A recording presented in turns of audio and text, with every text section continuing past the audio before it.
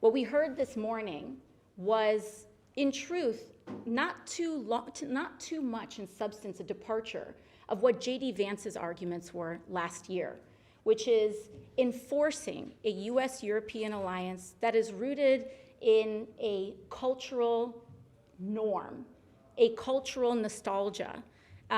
But there was very little that was said about how that will materially benefit populations, both in the United States and in Europe.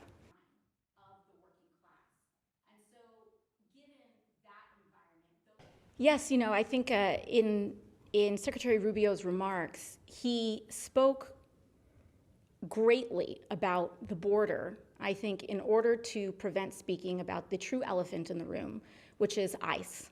And I do believe that when we have eras of extreme inequality, eras of where the working class is continuing to suffer, they're seeing their life erode, it becomes extremely easy for authoritarians to blame other cultures and other people who are most vulnerable.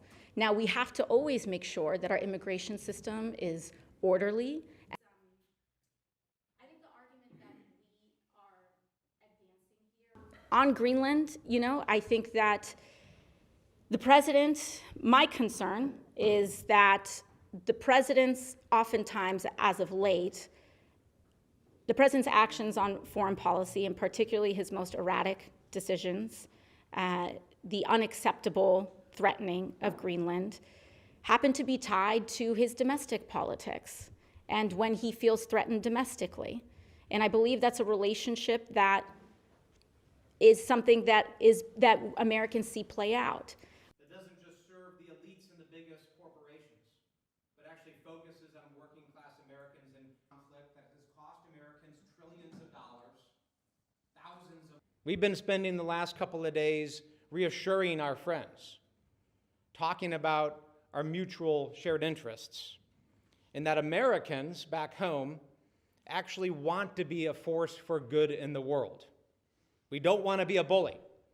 Yes, we want strength and we want peace, but we don't want to be extorting and bullying our friends. We want to be a force for good. We need a national security and foreign policy that looks like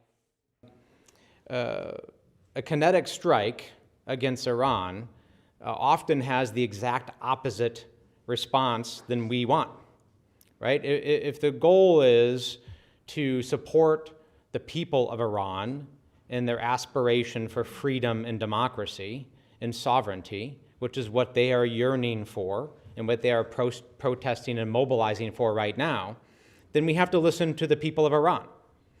And what's very clear and what we have seen, the pattern is that when we've interfered in that recently, that has had the opposite effect, right? It actually has created a rally around the flag effect in Iran and emboldened the regime